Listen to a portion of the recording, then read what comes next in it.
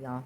So I told you guys about the dream that I had last year sometime. Maybe it was this year, earlier this year, I don't know. But basically, what happened was I was sitting on a hill, and on the left was a group of people, and I was on the right, and we were kind of admiring the moon, and I was like, okay, you guys, the moon's over here. Why are you looking over there? And they're like, no, the moon's over here. So we both realized that there's two moons in the sky. And all of a sudden, all these like asteroids start coming down from the sky and hitting the Earth. And we decided to stay just because we were like, we're not going to be scared. We're going to wait till it's past. And then the daytime comes and it seems to be getting worse. And so we're like, all right, let's run. And I'm like holding hands with some guy. I think I have a bit of a crush on him. And we're running and he's like, we got to jump off this mountain. And I'm like, are you serious? We're going to die if we jump off this mountain. And then he's like, it's okay. And so we run and we jump off the mountain and we're falling and falling. And then something like cushions our fall, like this wind kind of pushes up and then we don't hit the ground. And so he's like, I'm going to go off to the city. You go off to the school and warn the people there. And I think somewhere along the line, I was told to protect or like take care of the children in the school. And so ended up going to the school. Long story short, get there. I'm thinking to myself, how am I going to be able to protect these kids when there's like asteroids falling from the sky? Like that's just not going to happen. But like I'll just do what I'm told for the most part, and we'll see what happens. So a large body, I don't know if it was a moon or like Planet X or something, crashed into what I think is the sun, and then all these asteroids started falling down again. And the asteroid comes toward the first building and completely demolishes it. Another one comes down, goes toward the third part of the building and completely demolishes it. Then I see another one break off, and I'm like, this is definitely going to come towards our portion, and we're all going to die. And I started kind of like thanking God at that point. So I'm like, thank you for my life. But as the asteroids start coming toward my portion of the building, it literally does this like 90-degree turn and then hits the third part of the building again. And I had this sigh of relief, like, oh my gosh, God spared us. Like, there was no way around it. I knew that the only reason we were spared was because of God. So I had woke up from the dream, and the Father had given me Zechariah 14. So I'll go ahead and read that. See, a day shall come for Yah, and your spoil shall be divided in your midst. And I shall gather all nations to battle against Jerusalem, and the city shall be taken, which is probably why the guy went off to the city. See, I just noticed that right now. The house is plundered, and the women ravished. Half of the city shall go into exile, but the remnant of the people shall not be cut off from the city. And Yah shall go forth, and he shall fight against those nations, and he fights in the day of battle. And in that day his feet shall stand upon the Mount of Olives, which faces Jerusalem to the east, which maybe that mountain was supposed to represent the Mount of Olives, because it go north, south, east, west. I think I was actually facing east toward that moon, and then there was the moon that was on the west side, and I was like, that's not the real moon, guys. This is the moon over here. East usually represents um, maybe the right side of God. I'm not really sure, but anyway, uh, shall split in two from east to west, a very great valley, and half of the mountain shall move toward the north, and half of it toward the south. And you shall flee to the valley of my mountain, for the valley of the mountains reaches Atzal. So, I mean, we jump down off a mountain, and typically a valley is the land you're going to land on. And you shall flee to the valley of my mountain, for the valley of the mountains reaches Atzal, and you shall flee as you fled from the earthquake in the days of Uzziah, sovereign of Yehuda. And Yah, my Elohim, shall come. All the set apart ones with you. And in that day it shall be, there is no light, it is dark. And it shall be one day which is known to Yah, neither day or night, but at evening time there shall be light.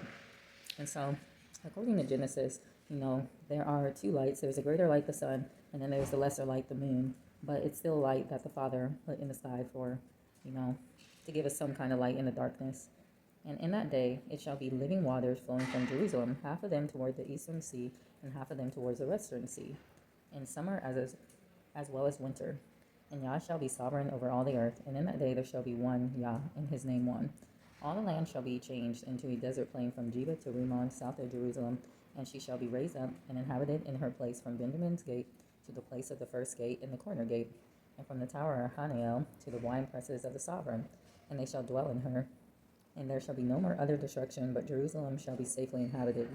And this is a plague which Yah plagues all the people who fought against Jerusalem. Their flesh shall decay while they stand on their feet, and their eyes decay in their sockets, and their tongues decay in their mouth. And it shall be in that day a great confusion from Yah is among them, and every one of them shall seize the hand of his neighbor, and his hand rise up against his neighbor's hand. So yeah, this is kind of talking about the violence in the heavens, maybe. And Yehudah shall fight at Jerusalem as well, and the wealth of all the nations round about shall be gathered together, gold and silver and garments in great quantities. So as in the plague, so also is the plague on the horse and the mule, on the camel and the donkey, and all the cattle that are in those camps as this plague.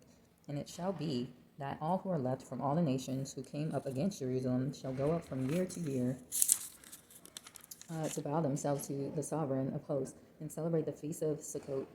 So the Feast of Sukkot for me is actually coming up in about a couple of weeks, but this is just, an ordinance. It's not necessarily like the spiritual Sukkot, but we'll see. And it shall be that if any one of the clans of the earth do not come up to Jerusalem to bow themselves to the sovereign of hosts, on them there is going to be no rain. And the clan of Mitzrayim does not come up and enter in. And if the clan of Mitzrayim does not come up and enter in, there is no rain. On them is the plague which Yah plagues the nations who do not come up to celebrate the Feast of Sukkot. So, like, the plagues of Egypt, it's very simple. Heart disease, cancer, all these diseases that we're dealing with, those are the plagues of Egypt. So if you do not come up to celebrate the Feast of Sukkot, even if you're an Israelite scattered into another nation like Egypt, then you are going to have that plague of Egypt on you. This is the punishment of Mitzrayim and the punishment of all the nations that do not come up to celebrate the festival of Sukkot.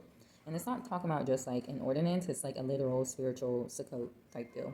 It represents dwelling in the tents of Yah. And the day set apart to Yah shall be engraved on the bells of the horses, and the pots in the house of Yah shall be like the bowls before the slaughter place. And every pot in Jerusalem and Yehudah shall be set apart to Yah of hosts, and all those who slaughter shall come and take them to cook in them, and there shall no longer be a merchant in the house of Yah in that day. So I'll also read 13. In that day a fountain shall be opened for the house of David, for the inhabitants of Jerusalem, for sin and for uncleanness. And it shall be in that day, declares Yah of hosts, that I cut off the names of the idols from the earth, and they shall be remembered no more. And I shall also remove the prophets and the unclean spirits from the earth. So when he talks about, I think maybe it's in Matthew, he talks about the unclean or the spirit of the false prophet being thrown into the lake of fire. I actually think this is what that's referring to. And the spirit of the false prophet is like, it's caused by the spirit of frogs. So anything that's unclean will be removed. And it shall be, when one prophesies again, then his father and mother who brought him forth shall say to him, you shall not live, because you have spoken falsehood in the name of Yah. And his father and mother who brought him forth shall pierce him through when he prophesies. And it shall be in that day that the prophet shall be ashamed, every one of his vision when he prophesies, and not put a hairy robe on in order to deceive. So I was just watching a video of a man, and he was talking about the snake bites, the vax, and basically he was talking about like all these pastors and these preachers and these prophets or whatever the deal is that came and were talking about, oh, God told us to get the vaccine. No, God didn't tell you to get the vaccine because he calls pharmaceutical sorcery, so you're lying. But because a lot of these people want one foot in the world and one foot out the world, they end up partaking in this kind of nonsense. So unfortunately, he also says those people who deceive his body, which, there's probably a lot of people in your church, if you're prophesying falsely, because many of them don't want to hear the truth, then they're all going to get swept away in this if they don't repent.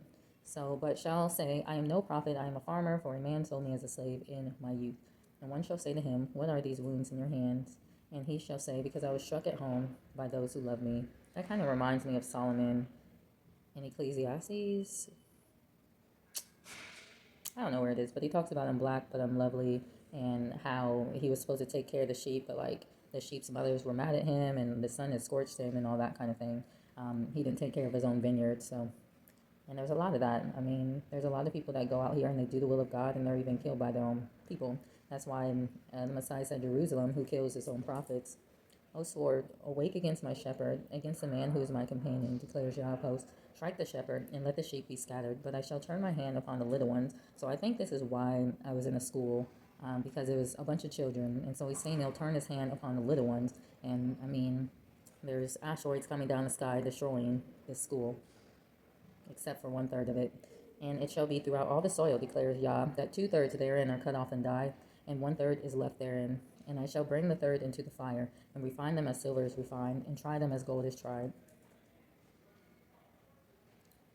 They shall call on my name, and I shall answer them. I shall say, this is my people, while they say, Yah is my Elohim. So, this is part of the refinement of the children of Israel, and basically judgment on the earth as well. So a lot of people think they are going to escape this judgment. They're not, because we reap what we sow. If we're cheating, we're manipulating, we're lying, we're twisting things, we're doing all these things against the Father, and we think that we're not going to receive judgment for it. That's a lie. But, the Father is also faithful, and so we have to be refined, and He knows that we have to be refined. It's no different than a parent that told their child to come back before the street lamp turns on, and then they don't, and then they ground them. No TV for a week or whatever the deal is. But hopefully, if you're a obedient child, the next time not to do what your parent told you not to do. So don't think that a lot of you are going to be raptured, especially when many of you are partaking in false doctrines and pagan doctrines of Catholicism. I'm seeing Christians on Instagram celebrate Halloween when the Father told us have nothing to do with darkness. Halloween being the second highest satanic holiday, according to Anton LaVey, which is the high satanic priest. He said that himself. And then he literally said, well, I'm so happy that Christians let their children worship the devil at least once a year, talking about Halloween. So, I think that we need to humble ourselves and see what the Father is saying and not seeing what pastor is saying, because many of these pastors operate under the enemy. So you guys read Zechariah 13 and 14 and pray, for the Father to open your understanding, because He says in the last days, His sons and daughters will prophesy, and He really wants us to be open, and He wants us to put Him first in this hour, because there's a lot of things that are coming that we need to be aware of. And so you guys be blessed. Bye.